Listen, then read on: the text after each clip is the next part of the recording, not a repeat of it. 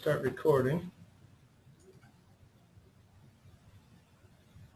I'm going to give it about 10 or 15 seconds, and then I'm going to go ahead and start here. Can I record this? I am think recording. people are listening to us.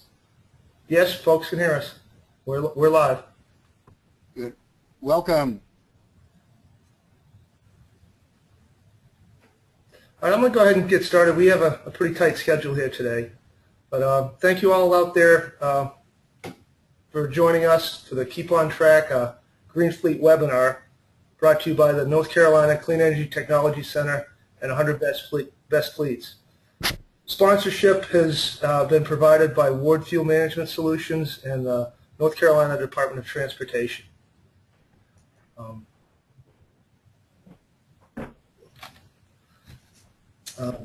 My group, the North Carolina Clean Energy Technology Center, originally the North Carolina Solar Center, was created in 1988, and it's part of the College of Engineering at NC State University. The center acts as a resource for activities related to the advancement and integration of clean energy technology. The center has several program areas. Clean transportation is the area that I work for.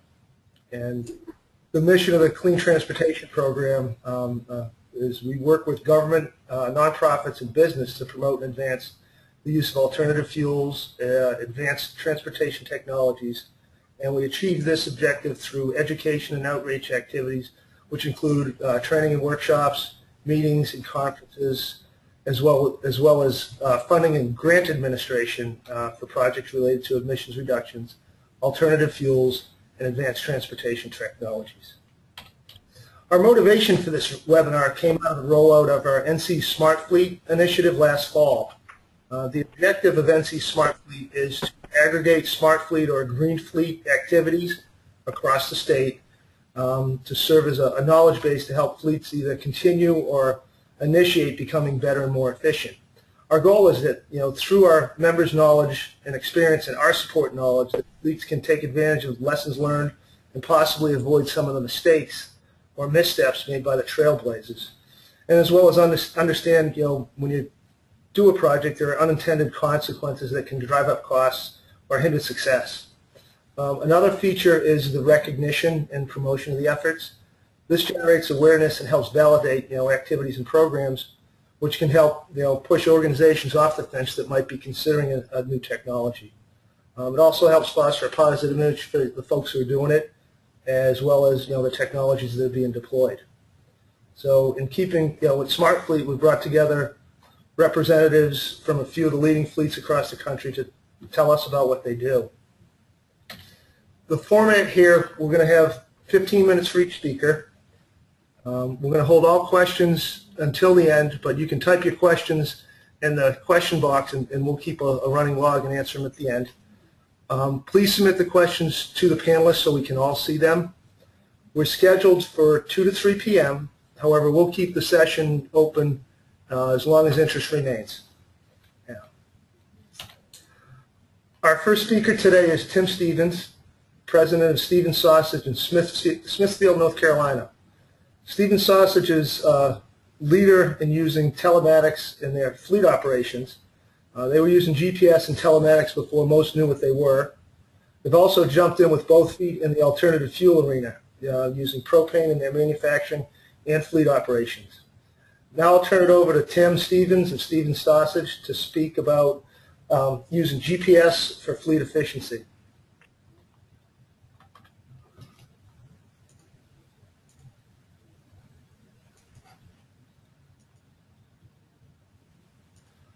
Tim, you have the screen. Thank you, Rick. Welcome, everybody, and good afternoon. My name's Tim Stevens, and I'm president of Stevens Sausage Company in Smithfield, which Rick just told you.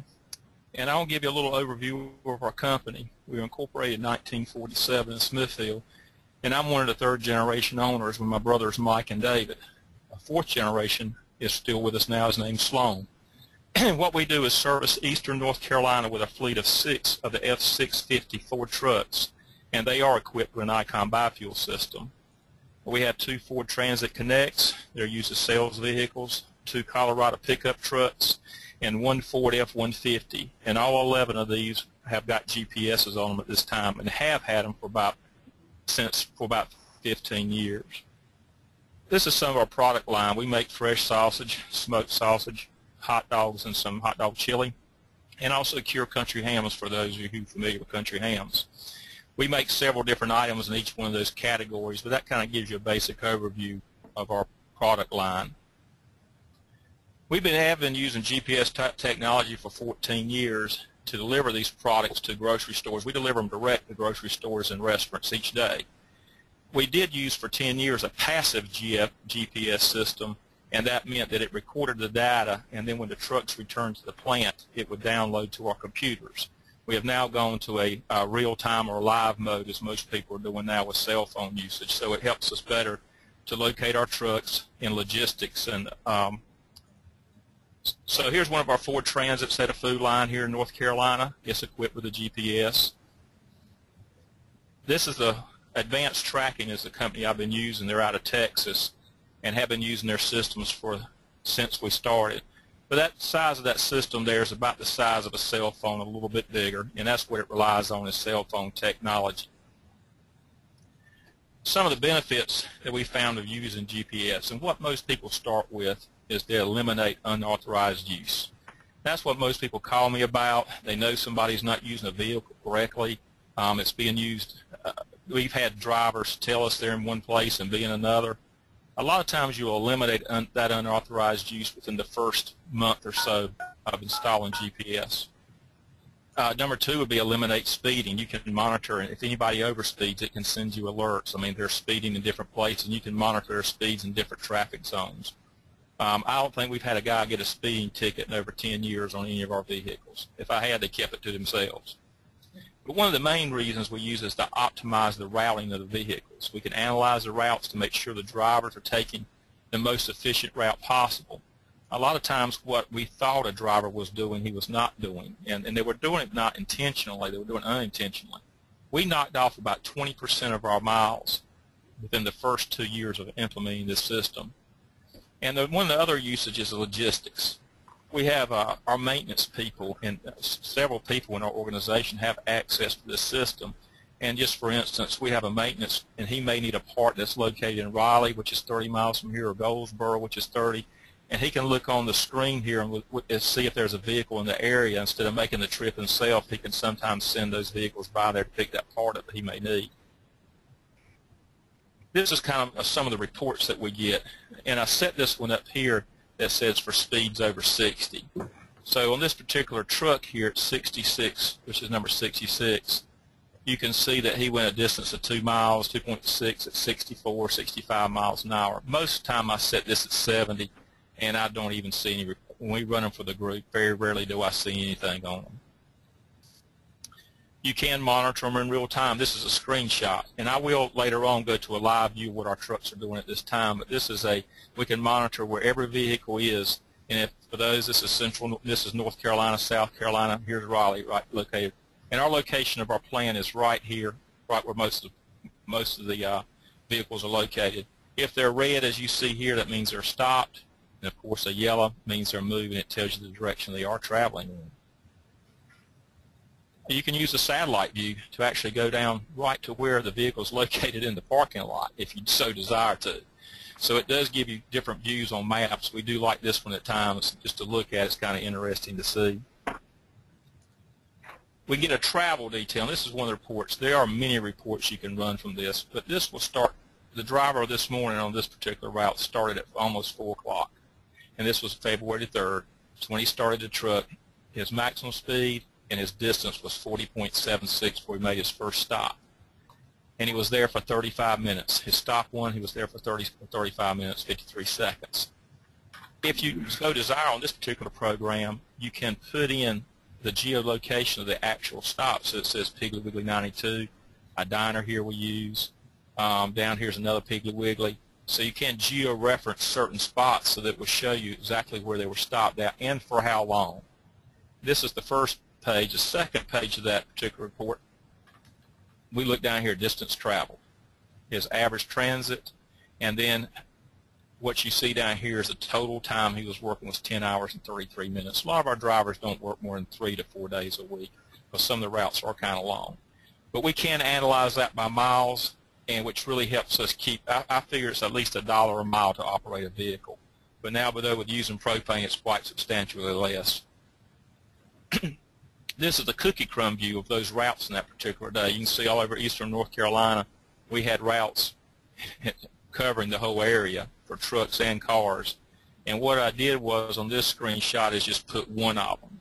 And as you can see here, that's where stop one. The different color lines here you'll see represent speeds. So this line right here, he went from 46 to 55 miles an hour. What you don't want to see is this color, these two colors right up in here. And generally our trucks are restricted to under 75 miles anyway, so we don't have much problems with them.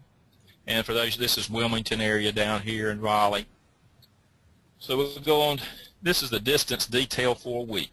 So at the end of a week, I can run a report, list each truck, how many miles each truck was driven each day, the total miles here for that particular truck. And each truck is listed, close to 600 there, 800 here, 1,000 here. And on the second page, it sums it up. This is the number I look for every week, 4,785. That very rarely changes from week to week. At one time, it was close to 6,000 miles, and that was many years ago.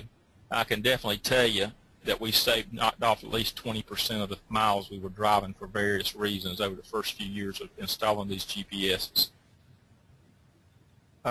There is a mobile app I used on my Apple iPhone. And again, a lot of people have access to it. Our supervisors have access to it on their computers. Shipping supervisors. We load these trucks in the afternoon, so our shipping supervisor can look on the screen here and know when a truck's going to arrive back at the plant and start staging the order to be loaded the next day. And once again, the maintenance supervisor is able to locate a truck if they need to pick up a part in an area, and we've used that on many occasions. Some of the things that we have done, I know we've reduced our total miles over the year by over 20%. It's easier to train our drivers. We could give them printouts of some of these reports and time restraints. And if they can't meet those deadlines over, say, 2 months, and we have not had to do it much, but I know of an instance, I know of 3 drivers in the last 5 or 6 years that started with us and quit the first day. And one or two I made a comment, I'm not going to drive a truck with a black box on it.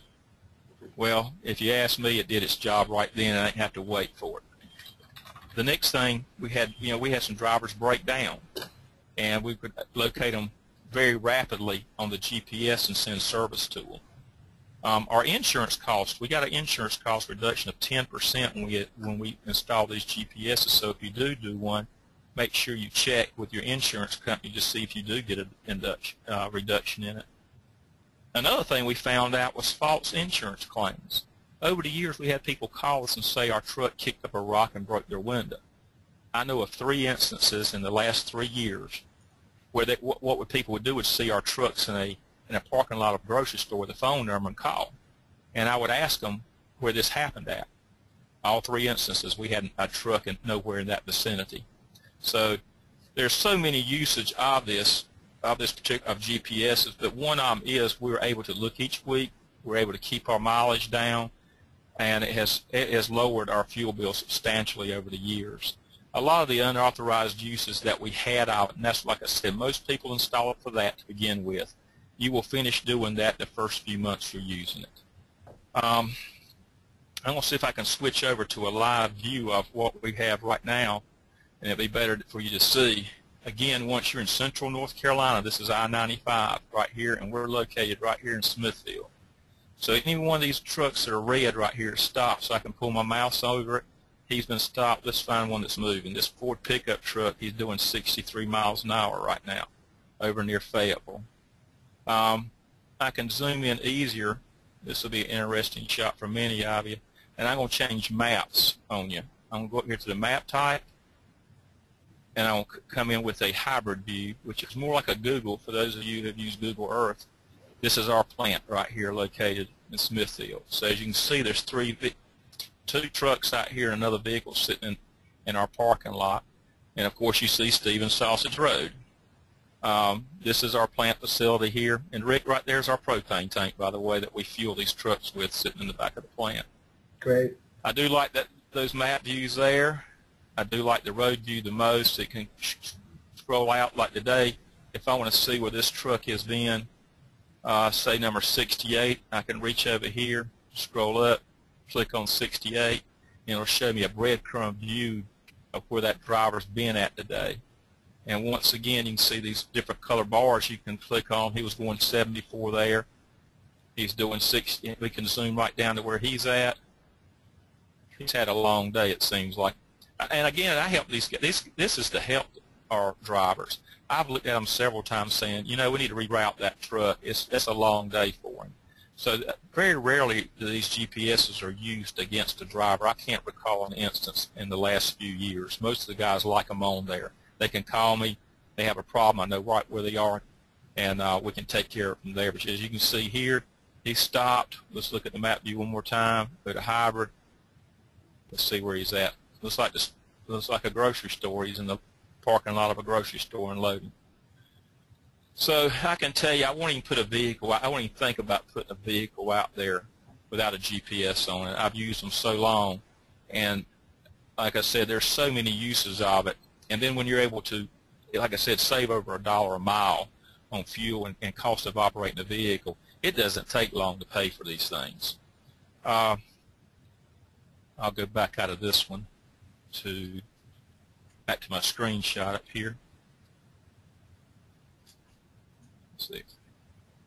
And again, the company we bought these from, I'm not really, this is the only one I've ever used. They've been in business a long time. I have looked at the other ones, but it's Advanced Tracking Technologies, and there's some contact information there. Greg Heel, I spoke to him the other day. I might speak to him once a year, and their website is at www.advantrack.com. There's my email address and name. If anybody has any questions later on, they'd like to email me, I might be able to shoot them back, but I know we have a question and answer period after this webinar. And Rick, I appreciate it. If there's anything else I can do, let me know. No, great. Thank you, Tim. Let's see.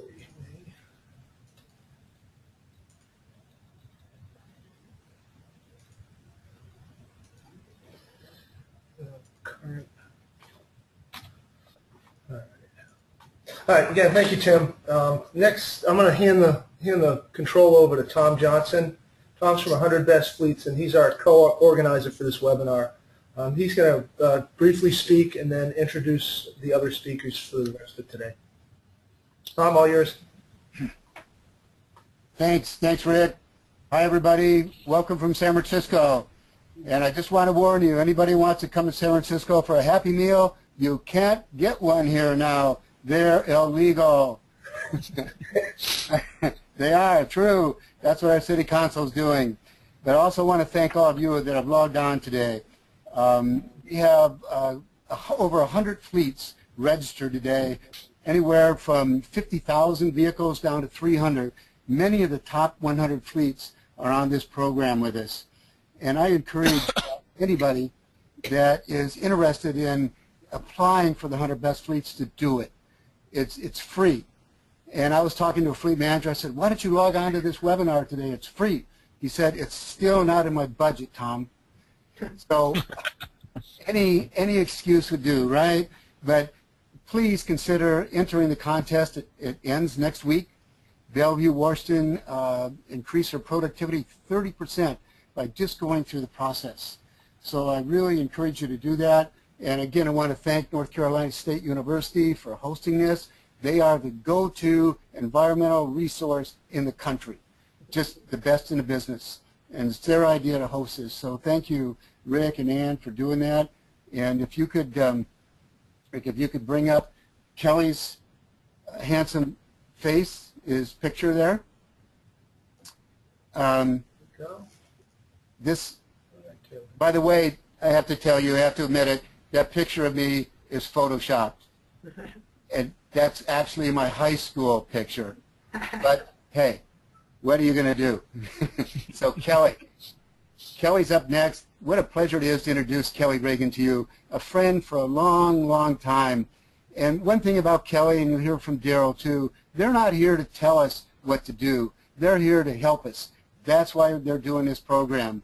And Kelly is truly an amazing man that he brought Fort Wayne, Indiana to the #1 fleet in the whole country. This is out of 38,000 possible fleets in North America. We're now in South America too. And so when he won that, when you get these awards, what happens is that people come after you to recruit you because they know you're the best. So Kelly was recruited by a city in California. They paid him to come out and just look at him and hope that he would join him. But Kelly is a Midwest boy. His wife's from the Midwest. So he stayed at Columbus, but he saw the operation in Columbus, and he said, you know, we need a new facility. And so they said, no problem, Kelly. I don't know if they said no problem, but they gave him a new facility, $27 million facility. And when you go there, you'll see his name in a cornerstone right below the mayor. And hopefully you can join us in Columbus in September 23rd and 24th, where we're announcing the top 50 green fleets in Columbus. Get a tour of Kelly's facility, get to meet him. Got a great program for 2 days in Columbus, 23rd, 24th of September. The other amazing thing about Kelly, besides taking 2 fleets to the top 100, he's also the top green fleet in North America. So no one has done that.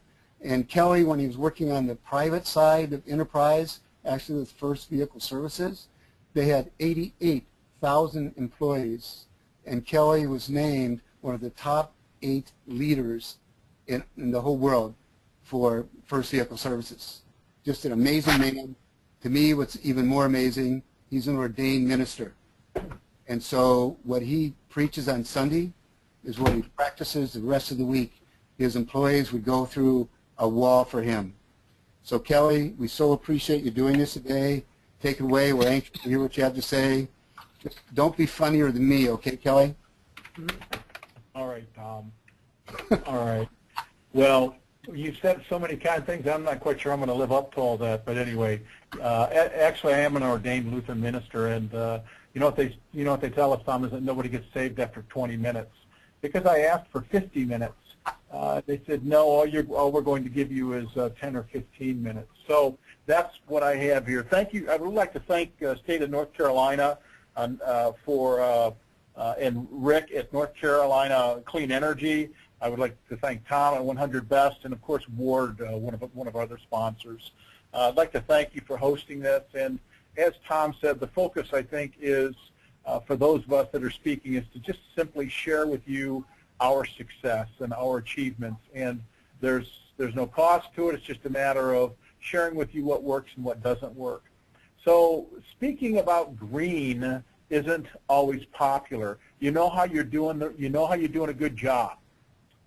If you know you're doing a good job if your name is on the bathroom wall, and it's not for a good time call. So anyway, I thought one of the best ways to start out with the Green Action is to give you kind of an update on our Green Fleet Action Plan. We began crafting a Green Fleet Action Plan back in 2010, and we just simply wrapped up our first 4 years, which was our final for 2014, and then we've issued a new one, which the mayor simply inks for us and signs on to, and that becomes the direction that we're headed. So everyone should have a Green Fleet Action Plan. In other words, where am I today? Where was I yesterday? Where am I today? And where do I want to be tomorrow? So as we look at some of the things that we focused on, can everybody see this next slide that says fuel use? Yep. Yep. Oh, fantastic. So one of the first things we tried to attack was our overall fuel reduction. So, then this is a pretty tall order for an expanding city like the city of Columbus. We're annexing new cities. We're growing our fleet. We're building new fire stations. We're 760,000 a few years ago. We're now up to 850,000 with 760 square miles. But here you have it. One of our goals in our Green Fleet Action Plan was to reduce our overall consumption of fuel, any and all fuels, by 2%. Well, that may not sound like a whole lot, but you see there what we were able to achieve. Our baseline of 3.5 million, and we ended 2014 at 3.448 million, a whopping reduction of total consumption by 2.3%. We did save, the city saved over $1 million in fuel consumption this last year as well. So when you think about how we did it, this in fact is the strategy that we used, and you hear it from our mayor. Play it, Rick.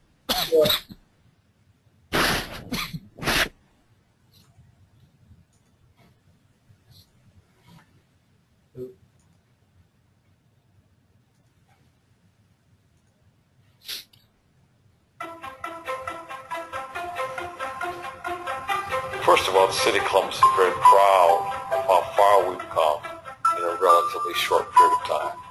In fact, I think our fleet was number one fleet in America in terms of the greenest fleet in America last year. We're proud of that as well. We in 2007 made a very important decision that to this day has made a huge difference to the city of Columbus and to our citizens and to our taxpayers. In 2007, the city of Columbus, we all made a decision to look at the use of fuel and the fact that we were Rick, is this playing slow? Foreign companies, and we said we have to change. Oop. It's playing too slow. Let me play it from here, okay? And you're going to have to just turn up your speakers. All right. I'll give it back to you then. Sorry. Please. All right. Kelly. Okay. Show my screen. Okay, here we go.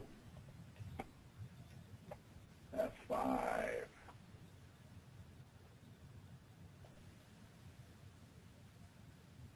Okay, so you have to kick up your volume. Oh, so all right. I got to go back. Probably right there. The city of Columbus is very proud of how far we've come. Can you hear in a that? relatively short period of time. Yeah. In fact, Am I in I sync? think our fleet was rated as the number one fleet in America in terms of the greenest fleet in America last year. We're proud of that as well. We in 2007 made a very important decision that to this day has made a huge difference to the city of Columbus and to our citizens and to our taxpayers. In 2007, the city of Columbus, we all made a decision to look at the use of fuel and the fact that we were buying all this fuel from foreign companies, and we said we have to change our practices. In changing our practices, we need to focus in on buying cheaper fuel, less expensive, more efficient, and as well protect the environment, protect the air. Our cost savings are significant. Right now it's $300,000 a year. And by the year 2020, we will save up to $2 million a year.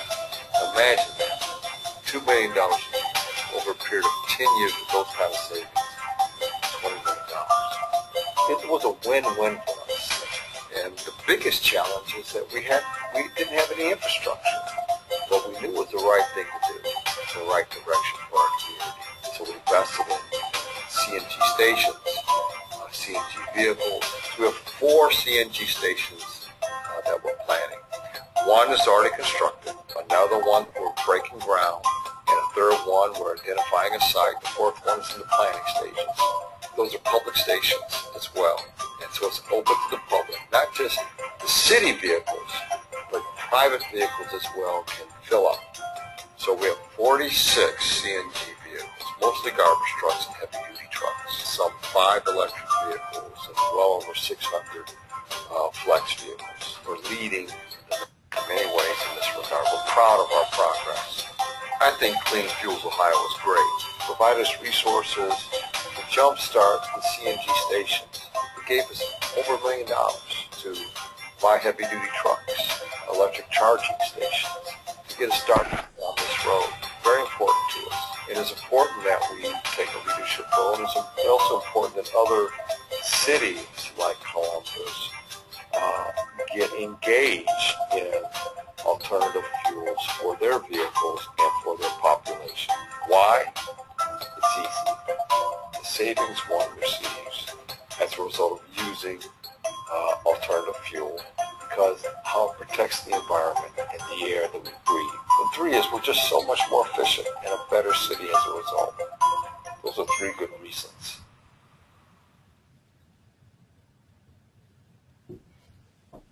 Sorry, I was a little bit ahead of you there. Well, that's okay. Thank you anyway. So that really kind of lays out our focus. Our focus is gaseous fuels and reducing our petroleum consumption. And so you see what we've done is we set our sights to reduce our overall petroleum consumption by 5%. That was clear back in 2010.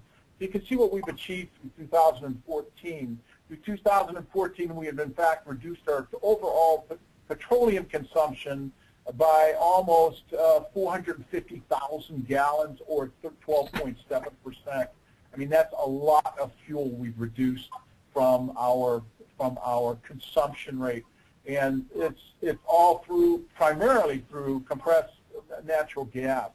So as we look at what else, some of the other strategies that we've employed, I mean, the other strategy is biodiesel. We've migrated to 100% of our fleet is running biodiesel now, and at 1.6 million gallons of diesel, with running anywhere from B5 to B20 and running biodiesel. That's quite a testament, I think, to where we're headed as a city. And so I think the focus for us is, I know that the focus for us has been to reduce our overall petroleum consumption. So you think about it. These are some of the things that we've looked at from a year-by-year standpoint beginning in 10. Our focus was we wanted to purchase at least 50% of our fleet, which would be green each year. Well, we've averaged 65% a year in light-duty purchases. And that's anything from a hybrid vehicle, an all-electric vehicle, a CNG vehicle, a propane vehicle, whatever sort of a vehicle that we're buying that is not a standard unleaded type of fuel. Heavy-duty vehicles, now there's low-hanging fruit. Our trash trucks consume about 4,000 gallons of diesel a year. Our focus in this area is to reduce our, to purchase at least 80% of all heavy-duty purchases would be green. We easily met that goal at 92%. 92% of all of our heavy-duty vehicles have been green. The bulk of that 92% is compressed natural gas. We buy all dedicated compressed natural gas, and at this very moment, we have 137 dedicated CNG vehicles in the fleet. Some of the other things we do are hybrids. We've got some hybrids. We've got some electric vehicles in the fleet as well. And then when you look at what we've done in terms of the direction that we've moved, as Mayor Coleman said, one of the focuses was we needed infrastructure. And infrastructure is not cheap, especially for compressed natural gas. By the time it's all said and done, the city will have somewhere between 25 and 30 million invested in CNG infrastructure. So here you see CNG East to the left. That station can accommodate about 75 to 100 trucks per day in fueling. And then the station to the right is a little bit bigger. That station can accommodate about 150 to 200 trucks per day. In other words, we can fuel a vehicle as quickly or quicker than if they were fueling with a wet fuel, such as unleaded gasoline or diesel fuel, and we can pump at the station on the right 15 GGEs a minute. So it's it's user friendly. And the decision we had to make that was a policy decision for us was, do we share our strategy with the general public? And that strategy was debated considerably over many months with policyholders. And then we had made a decision with the administration that bringing CNG to the Midwest, absolutely it is incumbent upon us to share compressed natural gas with the rest of the world. And to share it with the Fortune 500s, they're coming at light speed into compressed natural gas. Why? Because it's domestically available. It's 70% cheaper, less expensive, and it reduces our dependency upon foreign oil, and it's much, much cleaner. So these are the two stations we already have built. We have another station in design phase, and that's budgeted at $7.3 million, and it's about the size of the one over here to the right, CNG North, just a little bit bigger. So you think about what we've been able to accomplish. Last year alone, we saved about $405,000 in fuel costs from our diesel, and in rebates, we have applied for $217,000 in federal tax credits. And I had someone ask me, I did this presentation a few days ago at an event, and they said, you're a government entity, how do you get the tax credits? I said, actually, we filed the proper IRS admission forms, and we will receive a check back in the amount of $216,598. And we have proof of it through a check from our checks last year that we received on all of the fuel that we pump. Right now, all of the fuel that we pump, about 60% of what we pump is for internal use, and 40% is for public sector use. public sector is any of the Fortune 1000s, AT&T, Frito-Lay, Waste Management, Rumpke, all the Fortune 100s that know that CNG is the right thing for today and for tomorrow. So we think about where we're going and why we're going. If you want to start the clip, we'll start it together. Rick? Yep. Let's do it. Ready, go. I'm a little behind you. I guess it began around 2008. The decision was made to step into compressed natural gas. We could have purchased vehicles.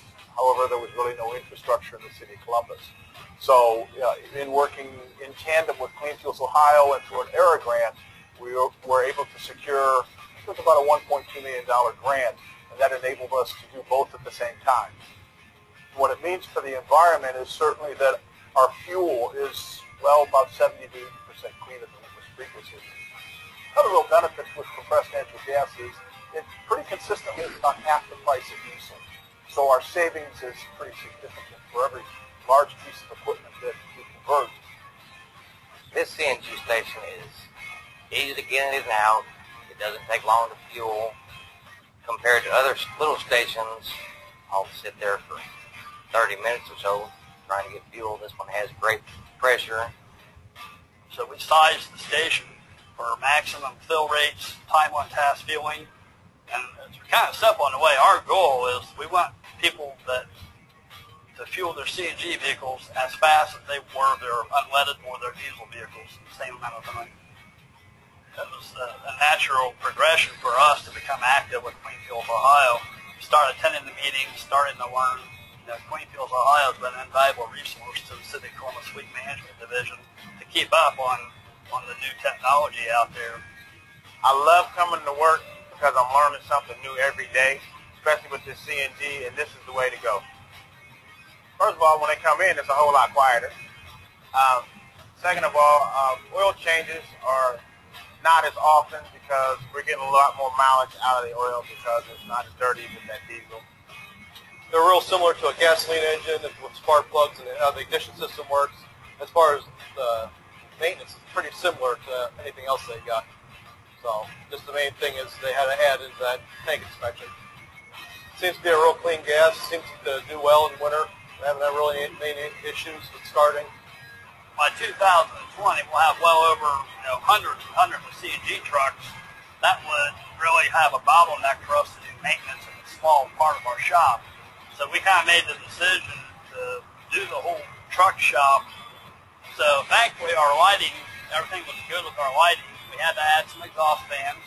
We had to replace our ceiling mounted heaters, and they are now located outside and ducted into the building. And it's domestically available fuel, so we're getting off of this foreign oil dependency, and the Marcellus shale, all of the things that are happening with the availability of natural gas throughout the state of Ohio. It's a wonderful story, and it fits very, very well for the city of Columbus. Thank you. So when you see, when you look at what Kelly, we're able to, Kelly, yeah. I'm sorry Yeah, to interrupt you. You're going to stay on for questions and answers afterwards too, aren't you? Yes, I am. Good. If we could maybe move into Darryl, just because we've only got an hour allocated here. I apologize for interrupting you. Okay, let me just wrap up if I may, Tom. So where are we going over the next 3 years? You have it right here. We're going to reduce our overall petroleum consumption a total of an additional 25%. That's about 800,000 gallons of diesel fuel. We'll continue to build. We're building 2 more stations, and we'll continue to buy the sorts of green vehicles that we have now. Thank you very much. Okay. Thank you, Kelly. Great job. I hope everybody can come up in September. I'd like to introduce another friend, Darryl, Syler. Darryl, same story. Darryl was a fleet manager at Little Rock. He brought them to be the not number one, in the top 100 fleets. Then he was recruited to go to Dublin. That's what happens when you get this notoriety. And you can see what he's done there. He's brought 2 fleets into the top 100. Darryl's doing a great job. What's significant about Darryl is that last year he got the Wendell Mitchell Award that I give for humanitarian service. Darryl recently drove from Columbus to Atlanta to help the fleet managers down there on his own time and his own dime during a whiteout. So I don't know too many guys better than that. So Darryl, thank you so much for joining us today. We're anxious to hear what you have to say. Thanks, Tom. I appreciate it. And again, thank you for the kind words. We do what we do in this business to help others. So as often as I've said, why reinvent the wheel when we don't have to? We call our counterparts. And Richard, I'm seeing something that says show my screen. I believe you have my slides. Okay. You want me to take yours? I got yours. I'll take it back. Hold on. I apologize. That's okay. Sorry. That was my fault. We talked about this before. Let's take it back. Okay.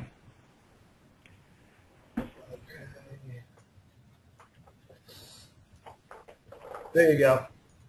Sounds good. Thank you. Just real briefly, I'm just going to hit on how we go about reducing and tracking petroleum usage here at the City of Dublin. As Tom stated, I came from a couple of different organizations prior to coming to Dublin, and came into an organization that was new and had the tools to do the job, but really hadn't been trained to do those. So part of one of our first tasks coming on board, we needed to assess our fuel system and see what training we needed and how to best have it work for us. So next slide, please. What is that going? Next. Briefly, accountability. Accountability is the key to a very good fuel system and tracking system for your fuel. Believe it or not, I know organizations, and I'm sure those that are out online with us know as well, some that are still tracking by pencil and paper and hoping they're capturing all their fuel usage. But some of the questions that we have to ask, how do we know what we're dispensing, how much we're dispensing? Also, who's getting the fuel? How are we tracking and accounting for who is authorized to get fuel? And thirdly, how are you tracking your PMs and your preventive maintenance, if not for some sort of fueling system in place? We'll go on to the next one. Please, Richard, thank you. How do you know what you're spending with fuel? So without a fuel system in place, how can you justify to your management team and your finance office what your fuel budget really is? So for us, being able to track fuel and know what we're spending, our system allows us to monitor and see all the fuel transactions that come through daily. We also are able to track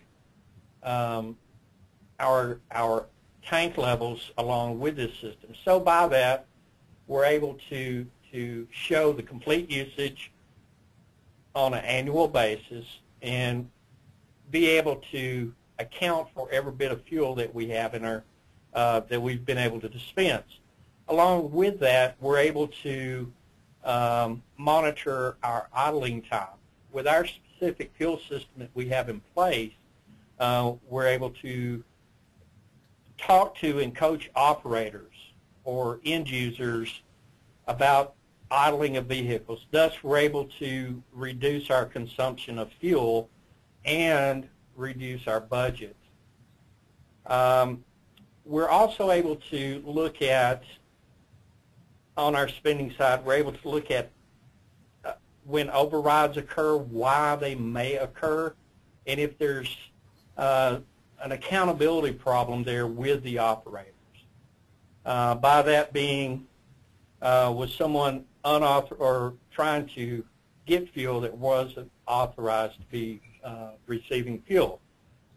We'll explain on the next slide, if you will. Tom, I believe I'll make up your time here today.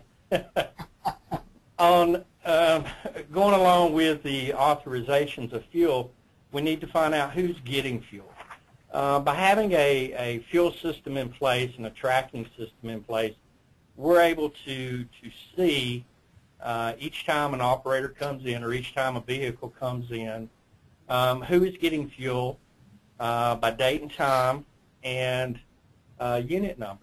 The system that we use uses a CAN receiver on the vehicle that's plugged into our ODBs, and we're able to capture all the data on that vehicle or piece of equipment when it comes in for fuel. The nozzles have a device. Once they're connected, then only that vehicle can get fuel. Once the nozzle is pulled out of the car, then it breaks it, and you have to reset the pump before you can get fuel for another vehicle. It won't allow you to put it into a gasoline can sitting on the ground because it doesn't recognize that.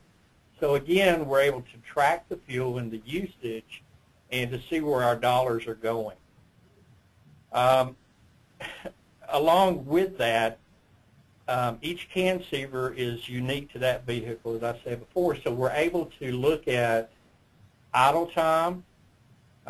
We're able to extract engine codes if we need to, and we're able to see, because our vehicles are assigned to the users, who that user is of that vehicle, and if they have an excessive idle time, then our department directors or whoever their designees are able to go back and have a coaching session with them. We don't like to use counseling. We like to use coaching. So next slide, please, Richard.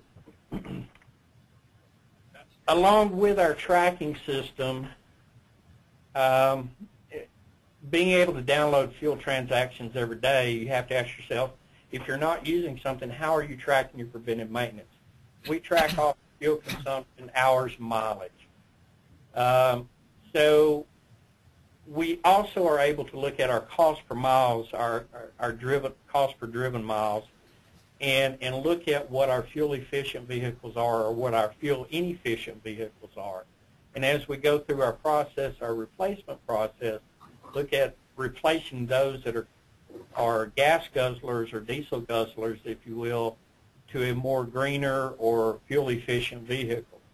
We operate, as does Kelly, a public-private CNG station, and in our fleet we have over 61 vehicles that are compressed natural gas. So along with being able to track our fuel consumption, our CPMs, we're able to show justification during the replacement time of getting vehicles in that are more cost-effective to maintain and run. Also, this has allowed us, with our CNG program and being able to track the vehicles that are driven, that are natural gas driven, we've been able to extend our PM program on our green vehicles. Basically, in a nutshell, if you are without a fuel system or a tracking system, then not to insult anyone, you're kind of in the Stone Ages.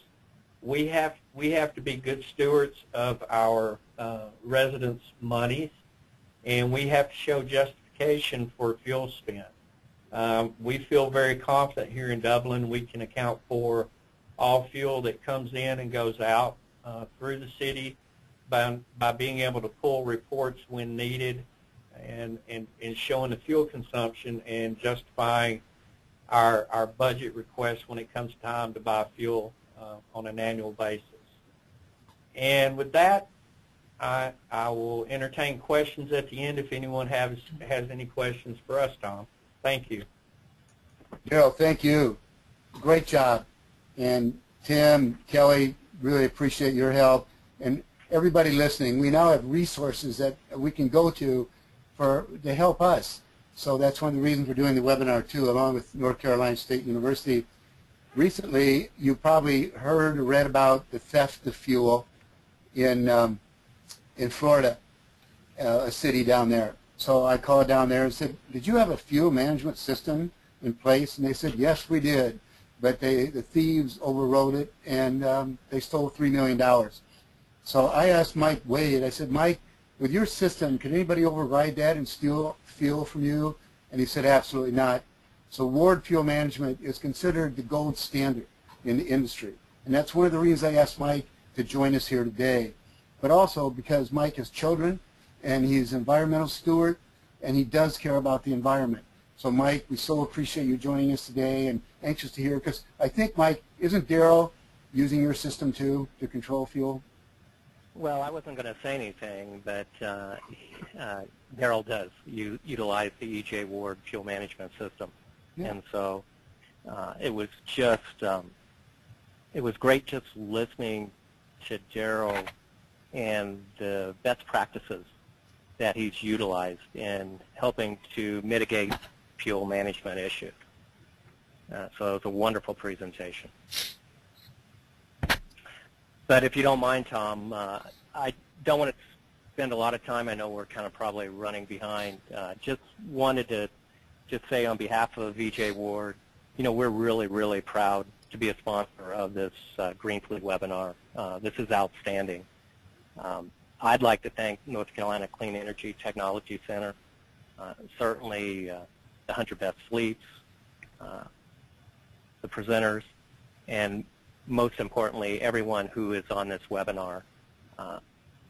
From what I can ascertain from the presentations, you should walk away from this webinar with just a wealth of information.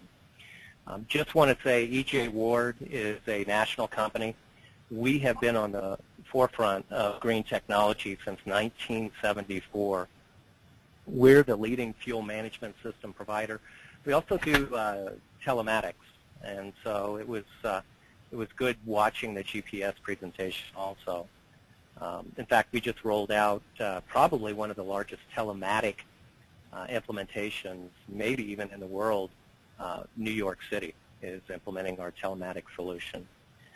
But what I just want to touch on just real briefly is, and Darryl talked about it, if you do not have a fuel management system, if you're doing pen and paper, you really should look at getting an automated system, not only just from a fuel management perspective, but efficiencies, because it'll automate the process, so you don't have even the labor that's required to go through and look and see what the driver wrote down. So you can actually create better efficiencies through a fuel management system. The only other thing I'd like to say is if you have a fuel management system, challenge your fuel management system provider with the latest technology. And what I mean by that is we have technology that actually is a tag that you can put on anything, on a gas can, on a lawnmower, on a generator. So as Fleet, we're always focused on vehicles, but EJ Ward, we're focused on fuel management. And so you get 100% accountability of where your fuel's going by implementing just a simple tag technology that we have. So certainly, just kind of summarize, I encourage you to get with your fuel management company on getting the latest technology. If you're not using the system, or if you have any questions at all, feel free to reach out to me. My contact information will be on the next slide, and certainly just let us know what we can do to help you out. Thank you very much. All right, thank you, Mike. This is Mike's contact information, and somebody earlier asked if the presentation is going to be available. We're recording this, so it can be archived, and we'll try and send an email link. We'll put it on our website, today's webinar. So let's go to questions and answers here.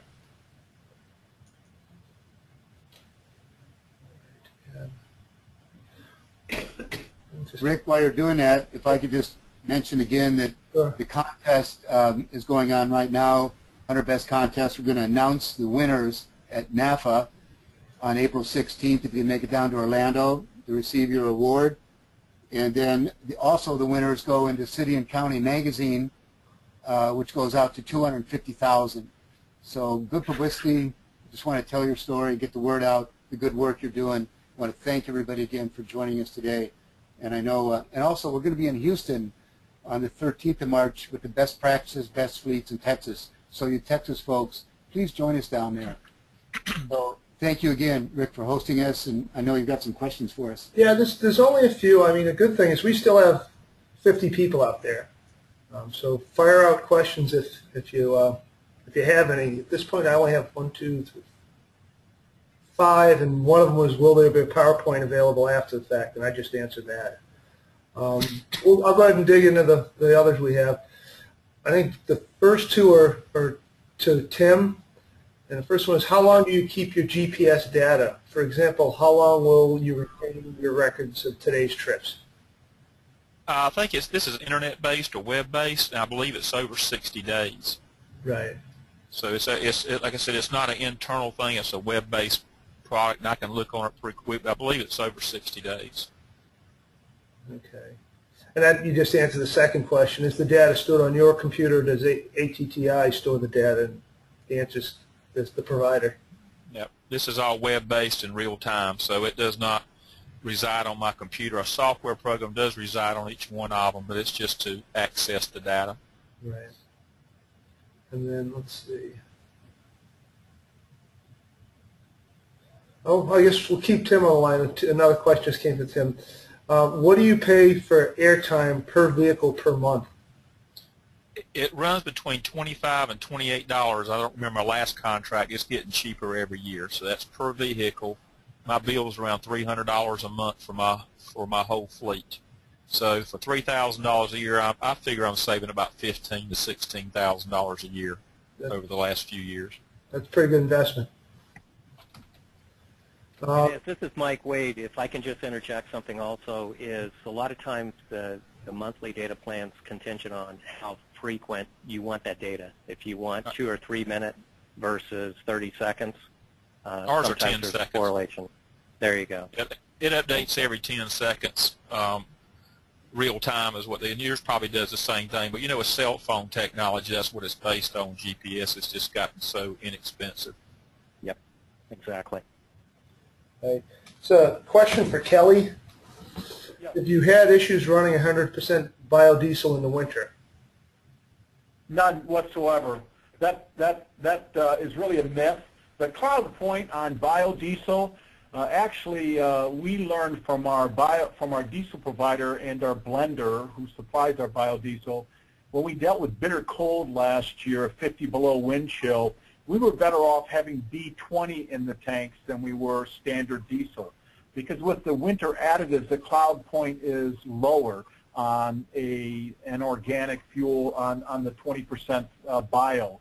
Now we would use soybean as a mixture with it, but so we actually would be better off. The colder it is, the less likely to have any sort of gelling.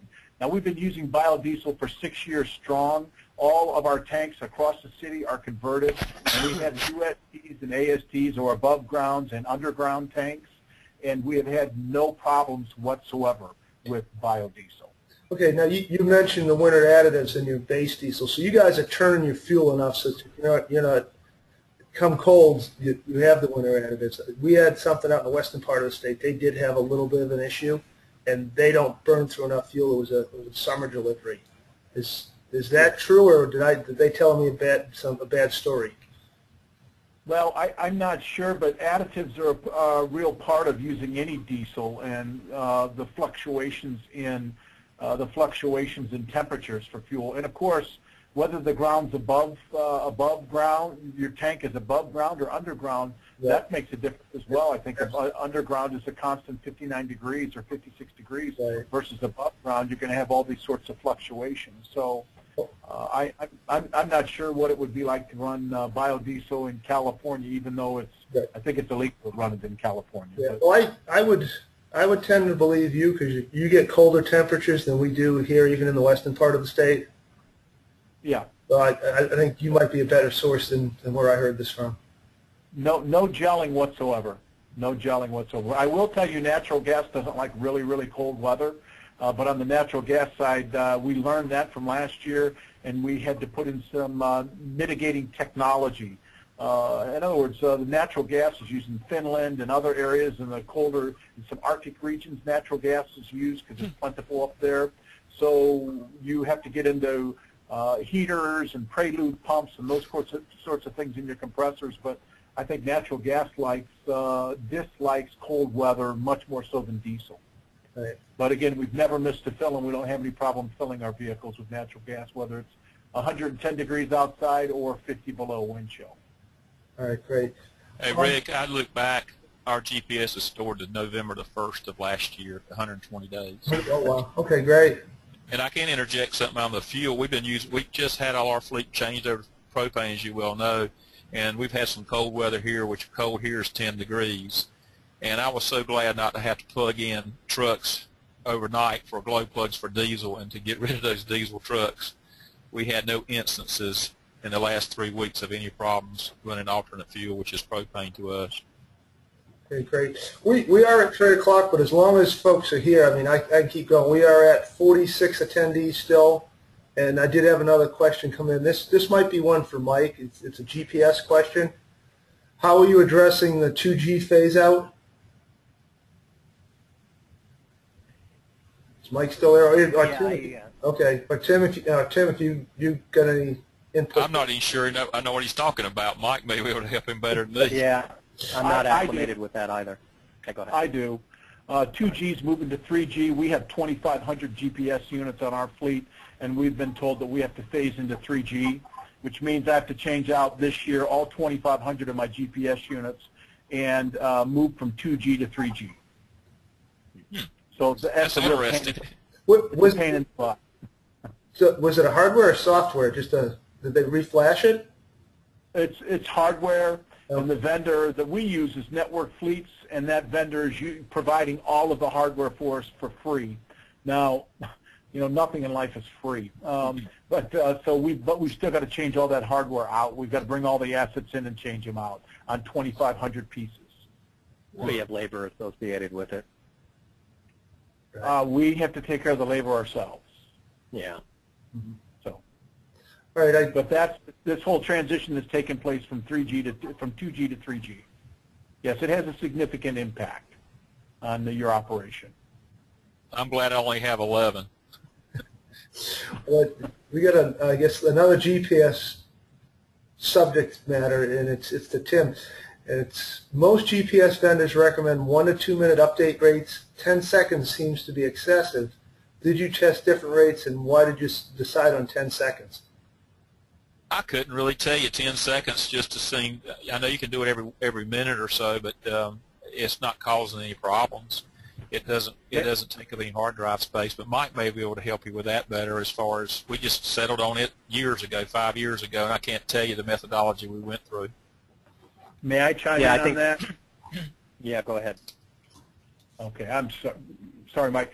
We run, with our 2,500 units, all of our plow trucks on a 15-second ping because we run an interface with GIS and a WAR system so that all the citizens can see whether or not a truck has been down their street and plowed. We put sensors on our plow trucks for plow up, plow down, spreader on, spreader off, and the general public or the taxpayers can see whether or not we've been down their street and plowed and salted their street. All of those, about 160 plows, are sitting on a 15-second ping versus all other assets are sitting at a 2-minute ping because really we just don't need any more than a 2-minute ping, and we're still receiving active data.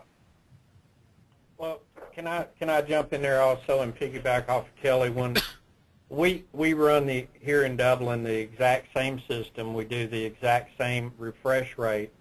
Although, depending on who your GPS provider is, you can change your refresh time in the off-season so you're not paying for that service during the summertime when you're not using your snowplows. That's correct. Yeah. All right. I have not had any other questions come in. I'll maybe leave it open for another minute. If you want to submit a question, please go ahead and do so.